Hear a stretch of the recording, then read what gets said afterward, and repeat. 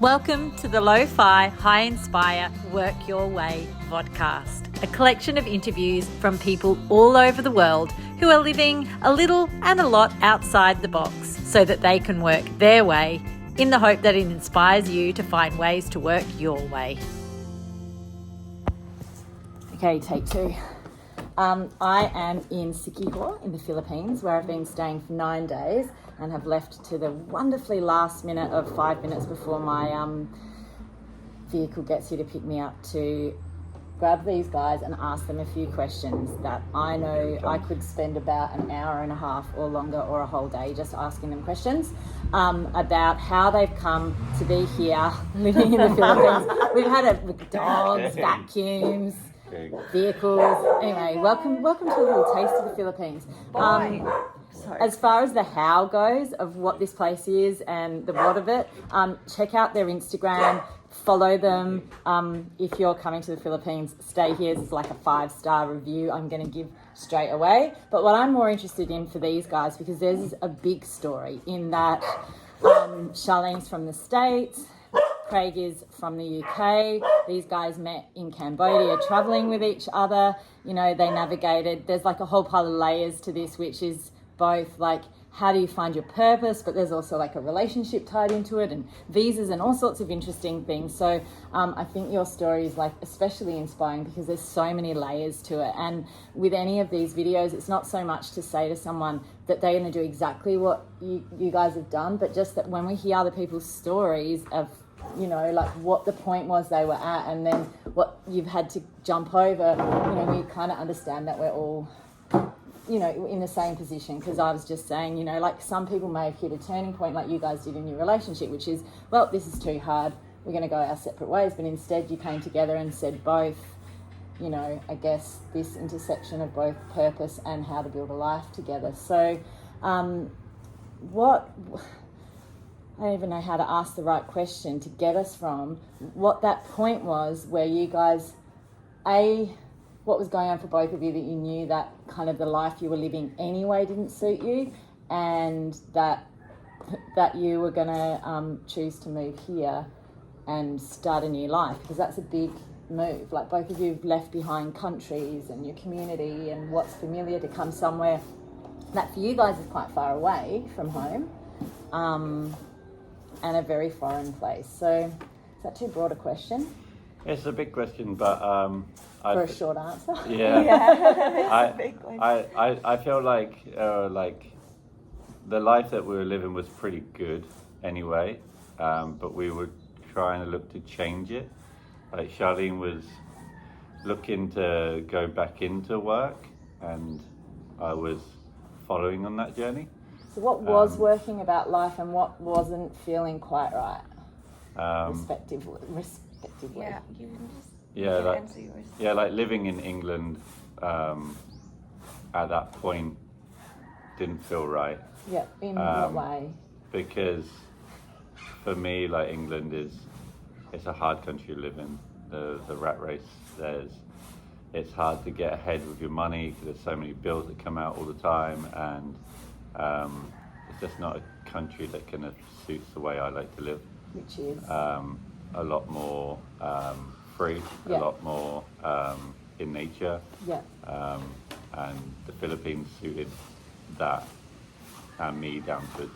Yeah. You know, you get more freedom out here, your money goes a lot further, and we're just generally a lot happier, especially me not being in England. Yeah. Yeah.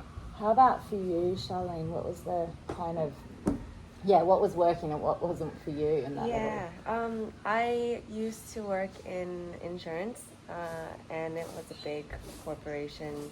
So I was working in office all the time, and it was right out of college. So I was like young. I didn't know what I wanted to do with my life, and I didn't know what else to do other than kind of do what everyone was meant to do. So, but I was in that office space and I just never felt like I could be myself. And I always had to put on this different persona because in America you very much have to be professional in the office, and I'm not. I'm a very silly person. I want to like talk about things that make me happy, and that wasn't anything to do with insurance. So it always felt wrong, and I didn't know why. Yeah.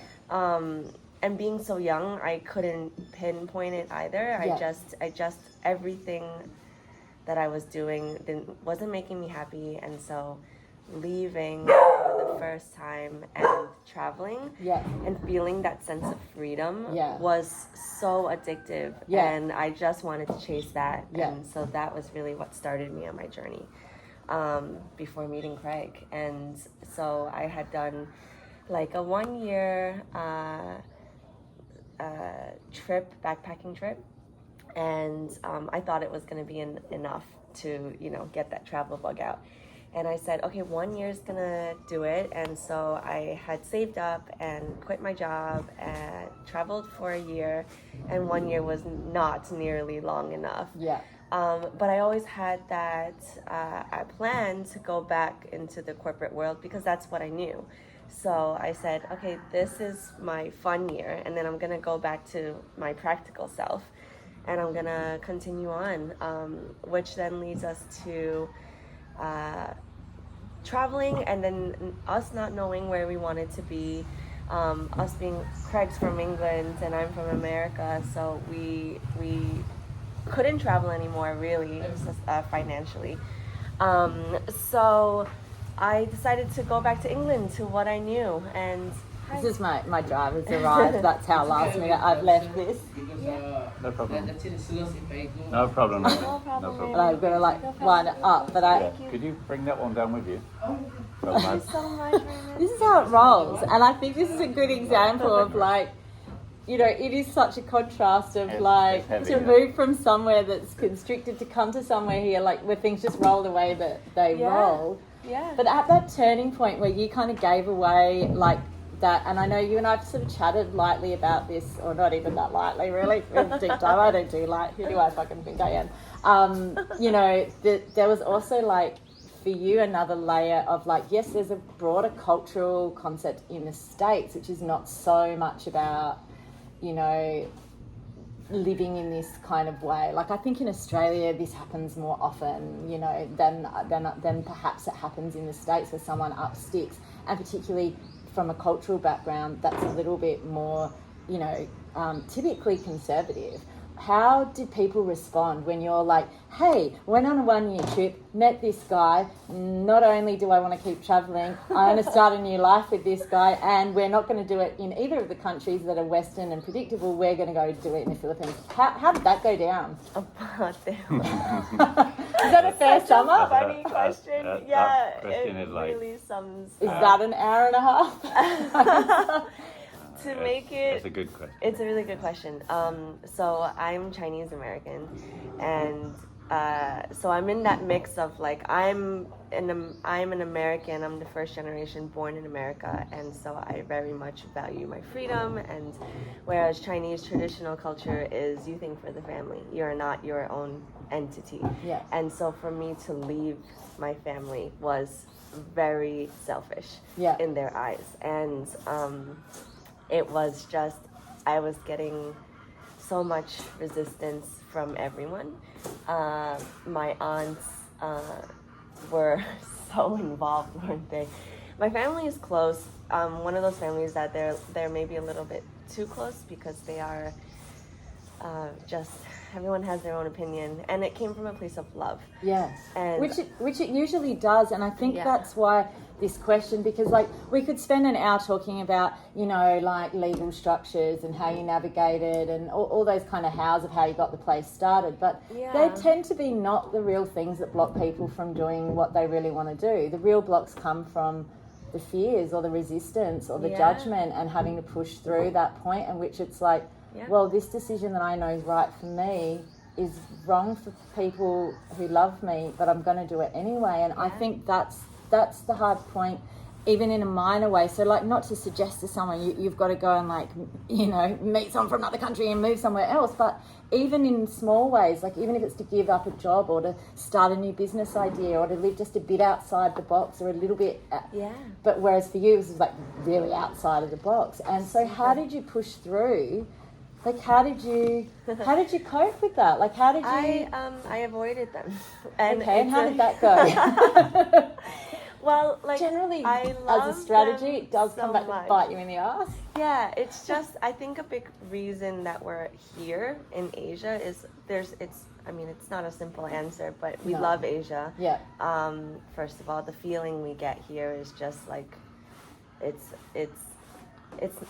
can't really describe it. You have to come to Asia to really experience that. And even though we have no family here in Philippines, especially, we felt very much loved. But then another part of it was that our family were pushing, they were trying to pull us back into our own country so much that both of us very much are resistors. So when someone tells us like you have to do it this way, we very much go the opposite way. Yeah. And so you're slightly rebellious anti-establishment streak worked in your advantage to push through. And I think that though if we had tried to do what we're doing in our own countries, first of all, our money, we couldn't have afforded to do that. But also I think the resistance and the voices of our family members would have really stopped us from doing that.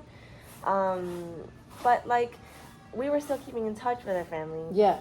But very much every time we talked to them about what we're doing, they either didn't ask us the questions, they also avoided, or they put a lot of doubt into us, you know, especially because we never worked in hospitality, Craig and I. So, I mean, your mom was like, what are you guys doing opening up a hotel? You don't have any hotel experience. And then also building it from the ground up. And my dad is he's a contractor, so he was like, do you understand? Although in fairness to your dad was one of the people that helped trigger you guys into knowing, well, if you're going to do this bloody crazy idea, you may as well do it now, right? Yeah, exactly. So it's like goes in both sides. So I think this like issue of like when you want to do something and the people around you don't understand it, and not only, you know, you've got your own, like usually if you make a ballsy move like this, you've got your own self-doubts and things going on. Yeah. So how did you sort of support yourselves? Was it just between each other, or did you start building other people around you that helped to validate what you were doing? Or how did you support yourselves and each other to ride through the doubt and ride through, you know, knowing that what you were choosing to do wasn't what everybody was hoping for you on your behalf? Yeah. So with that, I'm very stubborn, and I do what I want to do with my life. And I did, like, when I went to go traveling, there was that whole thing that you said about like the fear stops you. Like, the fear stopped me for many, many years ago traveling, and then once I did it, I was like, boom, I'm happy. Yeah. And then, like, how did you push past that first fear stop? Because that's usually all it is. There's just one fear block, and once you get over it, it kind of, until you hit the next one. But like, the contract ended on the house that we were in. I was renting a house with like a lot of friends, and then we, like, at some point my job was killing me, working in retail, and then I was like, I don't want to do and live this life like this anymore.